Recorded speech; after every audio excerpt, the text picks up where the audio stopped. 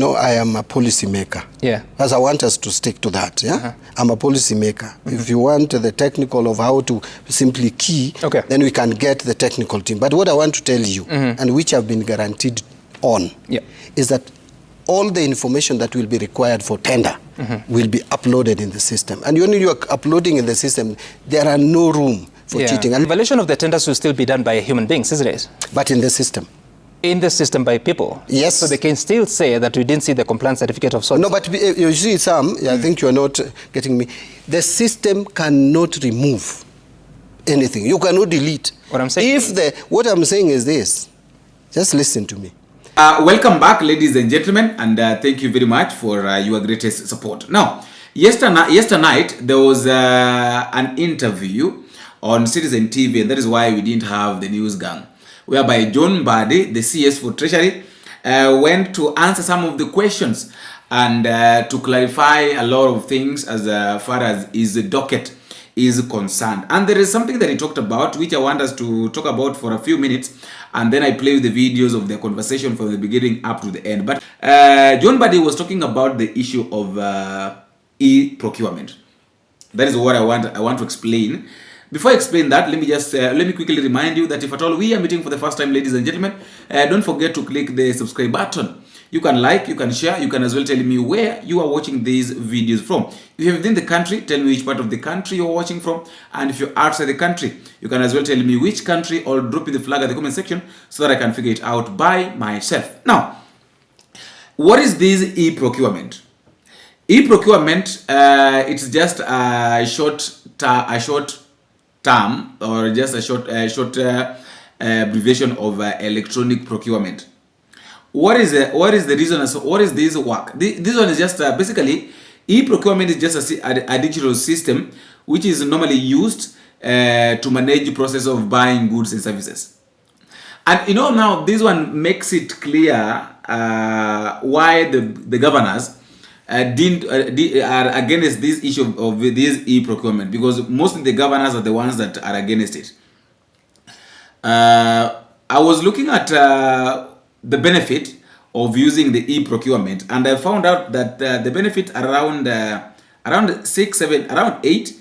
Number one is it's a cost saving, whereby it's reducing the issue of the paperwork, manual errors, and often helps negotiate better prices through the e-tendering of e-auctions. Number two, it speeds its speed and efficiency. Online system speed up the procurement cycle, faster approvals, quicker supplies, selections, real-time tracking. The third one is transparent. It's transparent and accountability. All transactions are recorded digitally, making it easier to track decisions and prevent corruption. Another one, better supplies management, easy comparison of supplies, performance tracking and maintaining, and updated supplies debates, improved accuracy, accessibility, suitability, and lastly, data reporting. So in short, e-procurement saves time, money, and brings transparency. And that is why most of the governors, most of these leaders are against this issue of e-procurement. Now, I want us to listen to John Mbadi. And please, I would like you to listen to him from the beginning up to the end, because what John Mbadi is saying, you know, some of these people, actually not some, but these leaders, they normally contradict themselves. The other time, I think it was it on Monday? On Monday this week, between Monday or Tuesday, there was this senator who was saying that the money that is being given to that was offered to Harambee Stars, wali changa.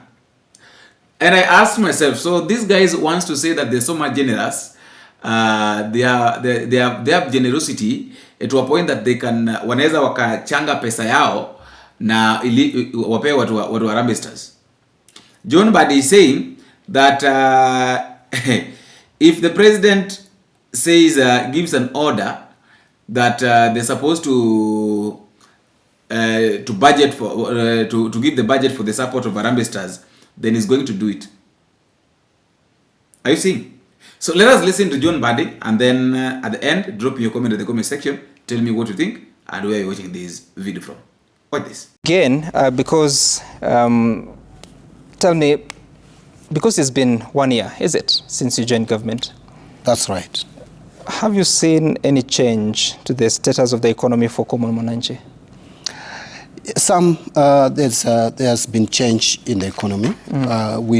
This economy has faced turbulence. We are aware that this country has met shocks, both external and internal.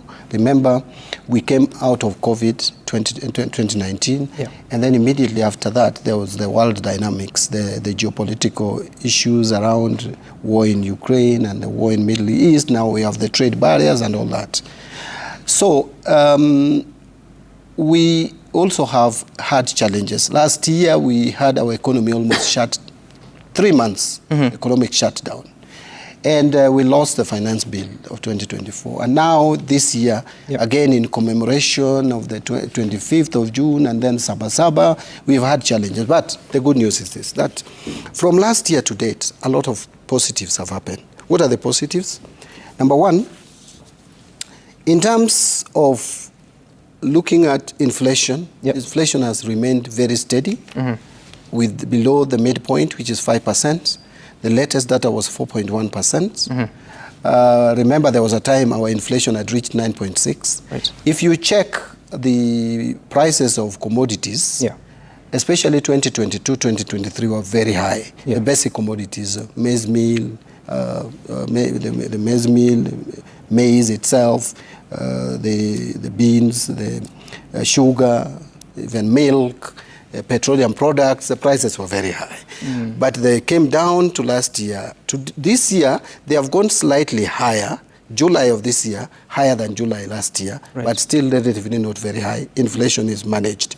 Besides that, the shilling almost lost its footing last year because of a mistake that I think the government that went made of, you have a $2 billion, 260 billion shillings, debt coming for repayment, and you have no strategy at all, Eurobond.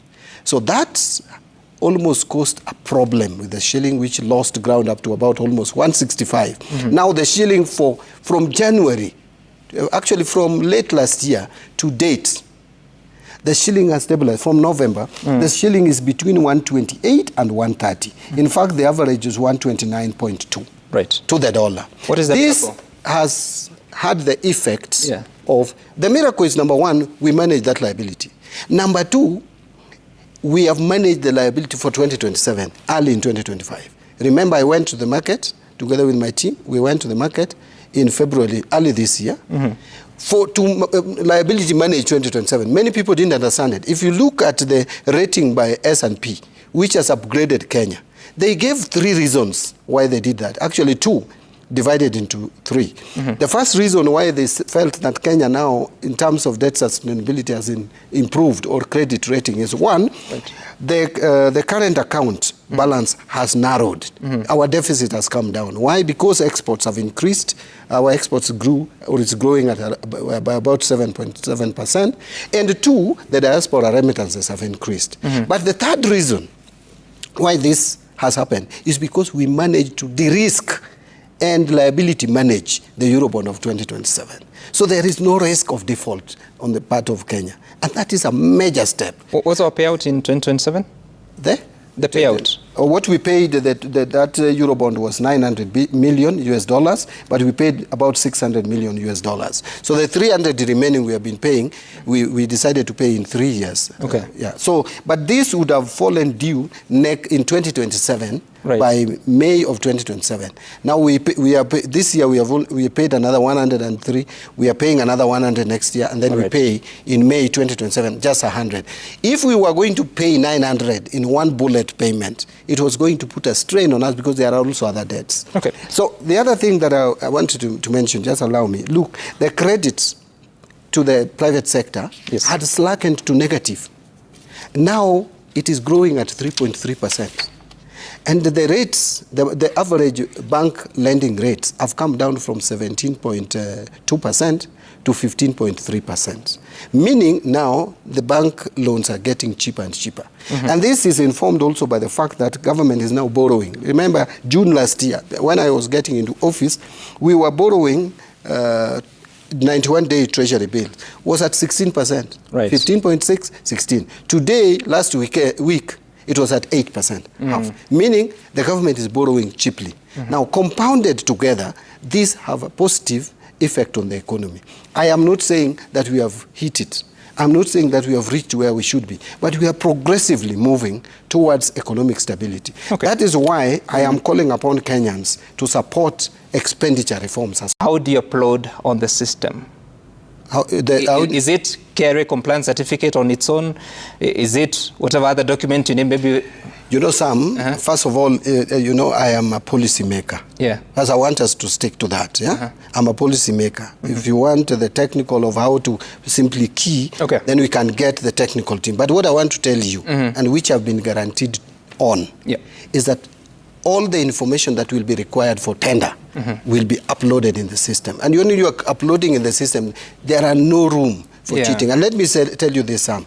The way the system is designed, is designed in a way that you cannot delete even a document. You cannot amend. If you go through the system and it reaches a point and you have made mistakes, if you, for example, you put, instead of putting quantity, you put the price, you'll have to reject the whole transaction and start afresh. Those are the safeguards. Those are the security features that we are putting here. And that is why many people are finding it discomforting. But the evaluation of the tenders will still be done by human beings, isn't it? But in the system. In the system by people. Yes. So they can still say that we didn't see the compliance certificate of sorts. No, but you see, Sam, I think you are not getting me.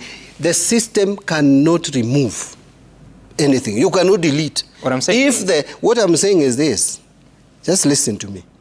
If I have put the compliance certificate in the tender document, there is no way you can delete it. So there is no way an evaluator can record that you have not put compliance certificate, and it is there, because the paper trail is leaving it there.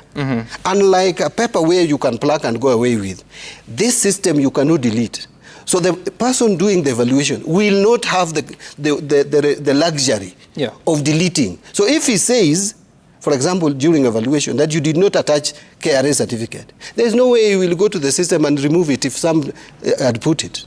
I hope you get me there. I am getting you. Yes. The point I'm making, because it is still human beings that are going to make the evaluation. They may have a preferred supplier and say this one qualified and the others didn't because of certain reasons. By the time you're going to appeal against such a decision, it will be too late, even if those documents that are being stated not to be there were there in the system in the first place. So how do you tighten that? You see, Sam, maybe you are not getting me here. I am not. If you make such a mistake, the system will identify it. And it will be audited. And you will be asked questions. You know, if you do procurement and you manipulate tender, even today, the manual system, you can be charged in court. You will be arrested. But you see, the system will make it easy. Because if you go to the, first of all, if you reject my bid and it is the lowest, you must give reasons during the evaluation. If the reason you give is that I did not touch such and such or NCA certificate or whatever it is, and it is in the system because you have no way of removing it. Once I put in my NCA certificate, whether it is grade 1, 2, 3, or 4, it will remain there. So if you say that my certificate is grade 6 and you needed grade 3, the system will not allow you because it is there and everybody will see it. And that is why we want this system, because there is no way that it can be manipulated by deleting, by amending. It will remain there. Anyone who is following up, any auditor coming after you, any PPRA reviewing the procurement will tell you, my friend, here, you are not telling us the truth. Why are you awarding this thing to Gituku and not to John Mbadi? You want to take them? Yeah, so the system we are talking about, we are very clear that this system should be one where those documents that are available through government system should not be the reason why someone should lose a tender. For example, there's a KRA certificate NCA certificate and all that. So we are very clear on that, and the system should capture that.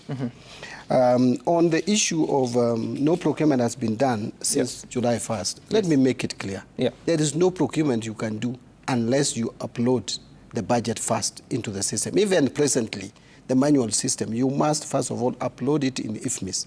Then after IFMIS, then it goes manual. But now this one, from IFMIS, it goes to e-procurement or EGP. Now, what we are doing at the moment, and which will be concluded over the weekend, is that all state departments will be uploaded in the system. So none has finalized that process? No state department has finalized that process? Actually, the one that is far much ahead, that has already been uploaded into the system. We have ESCC is leading the pack. PPRA, in fact, I'm very grateful that ESCC is leading the pack. PPRA is already in. The 3 departments of National Treasury by tomorrow will be in the system. The budget will be uploaded, and we are uploading other state So as of today, your department cannot procure? No, as today, not yet. Okay.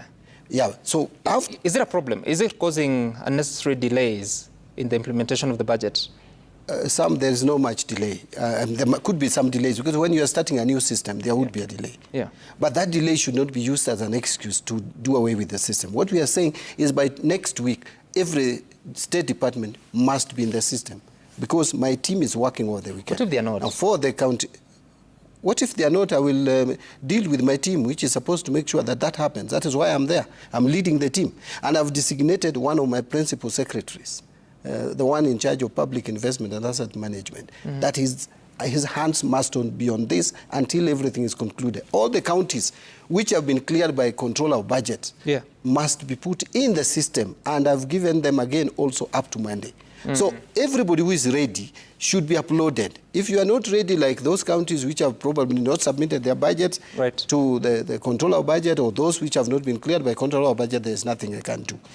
But those who are ready, the moment, and now IFMIS department is working with EGP department seamlessly to make sure that every budget that is in IFMIS is translated into EGP immediately. And then the procurement plan is done in the EGP. Instead of doing it now in IFMIS, it's to be done in EGP, then they start the procurement process. So by next week, most state departments should start procuring. And those which will not... what exactly is happening. But as all this is happening, you also mentioned that we are in a tight fiscal space, that much of our resources, you said, is it 48% going to payment of debt?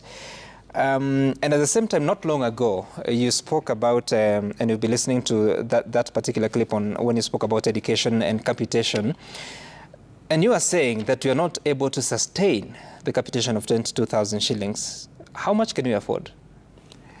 You see, Sam, again, unfortunately, you are repeating the same misreporting on my face. I did not say we are not able. I am saying we are facing difficulties in funding the 22,000 per child in senior school, 15,000 shillings per child in junior school, and 1,400 per child in primary school. Why? Because look at the budget. The budget we have provided is not enough. By the way, even the budget that I sent to the National Assembly was reduced by the National Assembly. And you see, once the National Assembly passes the budget, that is the budget. I have to implement it as is. But last week on Monday, I had a meeting with the CS Education, with his 3 PSS. I also met him with my PS and our technical team. And what were we looking at? We were looking at the funding gap. We were looking at the actual cost per student. Because for over 7 years, this country has been saying we are giving free primary education, free secondary day school, but the amount being allocated is not sufficient. That is what I was saying. We must make it sufficient. I was not saying we cannot. Please, I want that to go out. I was saying it is not sufficient. And let me repeat this. So what are we doing now? We are looking at that gap.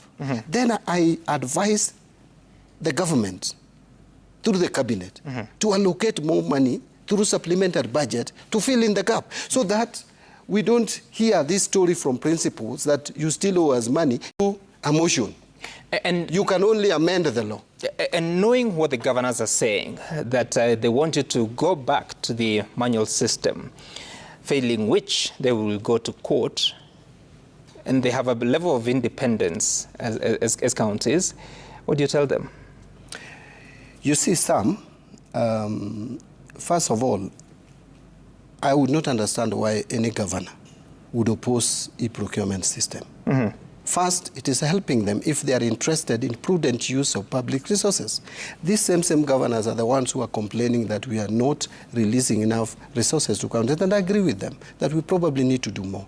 But the little that they have must be used prudently for provision of service to the people of Kenya. Mm-hmm. And so when a governor says they don't want, in fact, what I would have heard from governors is how can the Treasury make the system work quickly? Mm-hmm. And that is what we are working. We are working overnight. And I've told my team over the weekend, no weekend for them, to make sure that all the budgets that have been processed through the controller of budget and have come to the IFMIS system must be uploaded so that the counties can put their procurement plan and start procuring.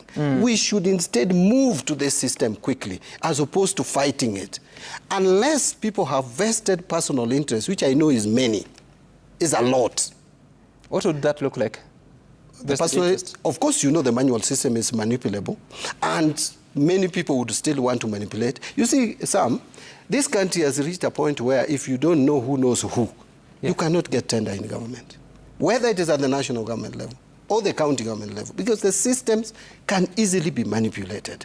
And we are saying we must do something about it. We cannot keep on complaining when we are put in positions. When I was being vetted by members of the National Assembly, one of the things that I committed myself to is to make sure that when I get into office to implement e-procurement system, to save us from the wastages. Yeah. We have a fiscal space that has shrunk. We are spending 48% of our resources in servicing our debts. We have no latitude to borrow anyhow. We cannot increase taxes anymore because Kenyans are complaining. So revenue mobilization is not is a no-go zone in terms of increasing the tax rate. Now, where do we go to? We must go to expenditure rationalization. Okay. And one way of rationalizing expenditure is to come up with a system that is open, transparent, verifiable, accountable, and a system that would lead to cost effectiveness. Okay. We agree with World Bank. That's your point. The final question. The past few months, or is it many now, there has been something ongoing, an empowerment program by members of parliament, members of the executive across the country. Does it concern you about how money is being spent in a bid to empower the economy? Do you think that model works for the economy? You see, I would only be concerned if the requisition was coming to the ministry or to government to release money for that program. Then I would ask the value for money out of it. And at that time, I would give it proper assessment. But because this is private money that I'm not answerable to the source for, then I don't have any obligation to talk about it. It's private money. It's private money. What I hear is, or what I see, is individuals contributing their money in these functions. So since they have not come and made a request for the money, I am not under any obligation to ask where the money is coming from. If anything, I'm not an investigative arm of government. For sure you're not. Does that model work for the economy, in your opinion? Which model? Well, you see, to be honest and frank, if these groups are organized groups and they are getting funding, and people have become, they are, what do I call it, philanthropic, generous, and they are giving groups. I have also contributed money in functions, and I continue to contribute, including even for building classrooms. Even though there is CDF, I contribute money to churches. As to whether that money has value, it is my personal money. I feel there is value there. Now, groups, if organized well, by the way, especially women groups, it can make a whole lot of difference. Some, I will tell you, money you give to women groups help them so much. Okay. Only if now this money is coming from state coffers, then the question would be, is it the priority? Okay. But since it is private money, why some do you want me to That is private money, which is fine. Then the other thing is Harambee Stars has been playing, and they have been promised up to 5 million shillings by the president. Just today he said that the government will pay 50% of their affordable houses that cost 2 million shillings. Where is that money coming from? First of all, Sam, you know,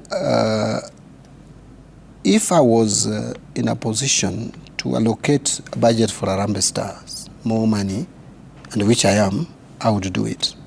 Because we need to promote sport. Yeah.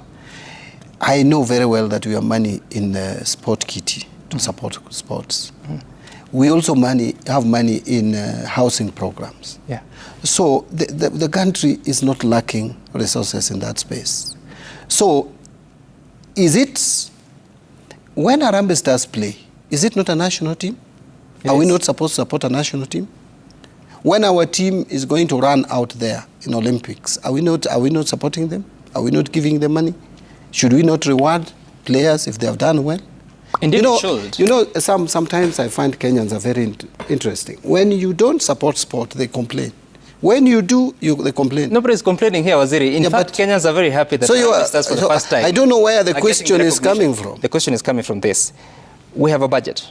Yes. And budgets are financed, resources come in, they go to specific votes. I'm simply asking, this 5 million shillings per player, under what vote? If, you know, the president has spoken, yeah. The president has not communicated to me officially. If the president asks me to make provision in the budget for supporting Harambee Stars, I will do it. Because I feel it is necessary. And if Parliament approves, then it will go to them. But you see, the president has made that pledge. And I've told you, there is money under sports fund. There's money that has already been paid. He already paid the first 1 million. Pardon? He already paid the first 1 million. But you see, you know, the money could be spent at the state department level. There is a budget under the State Department. If you asked me, I would have come here. You know, you didn't tell me that you are also going to ask me questions about Harambee Stars and the sports fund and the budget. I would have checked the budget line for sports and seen how much we provided for such activity. But what I'm saying is I would not have any apology to make to spend on Harambee Stars. It's a national team. Resources come in, they go to specific votes. I'm simply asking, this 5 million shillings per player, under what vote? If, you know, the president has spoken, yeah. The president has not communicated to me officially. If the president asks me to make provision in the budget for supporting Harambee Stars, I will do it. Because I feel it is necessary. And if Parliament approves, then it will go to them. But you see, the president has made that pledge. And I've told you, there is money under sports fund. There's money that has already been paid. He already paid the first 1 million. Pardon? He already paid the first 1 million. But you see, you know, the money could be spent at the State Department level.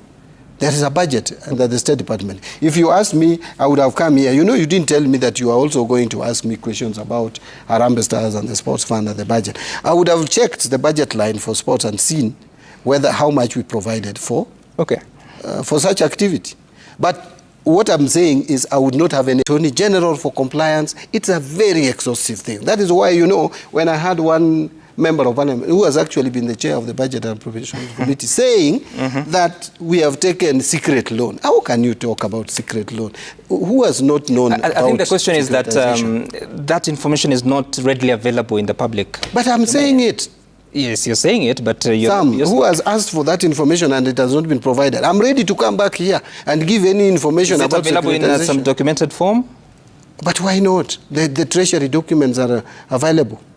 They are uploaded in our website. Such that if you wanted that information, it's possible to get it? You can get that information. By the way, do you know Kenya Commercial Bank has bought Equity Bank was interested. I think they have also bought into this. Kenya Commercial Bank is our entity here. They have access to this document. Why can't you have access to it? It's only that you don't have money to invest here, Sam. That's why you are not interested. Those who have money to invest have seen this document. I'm not asking for information to invest. No, I'm just telling. No, I'm with a light touch, Sam. I'm just saying, if you had money to buy this, the question is to get into this. The point is, you see, you're already saying that a member of parliament is misleading the public. To deal with that is to avail the information. And that is exactly what I'm doing. As a media house, I'll tell you, we've been looking for that information. We've not been lucky. Where have you been looking for it? From the government. Why don't you ask for me? I can give you. I have officially asked you. Please give me that information. I will give you the information. But Sam, yes. Let me put it this way. There is nothing secret about securitization. Yeah. This is a very noble idea. We have even talked about interest rates. We have said we are selling the rights. Now that money, the 7 shillings, is not available for us as a country, as this 18 is. 18 shillings is available for us to maintain our roads. But there's a possibility of 5 more shillings. Yes, if that is approved, still it is okay. So how much have we received so far out of the target of the last time I checked, there was 60 billion that had come, which had already been paid out. Yes. And there was again another, I think, 60 billion coming. To pay. We had paid 40% to the contractors, and we were to pay another 40%. I need to check with the Ministry of Roads if the 60 billion has come, but it was supposed to come, I think. They were largely pending bills. Paying pending bills. Okay. All right. On roads, nothing else. It is very specific.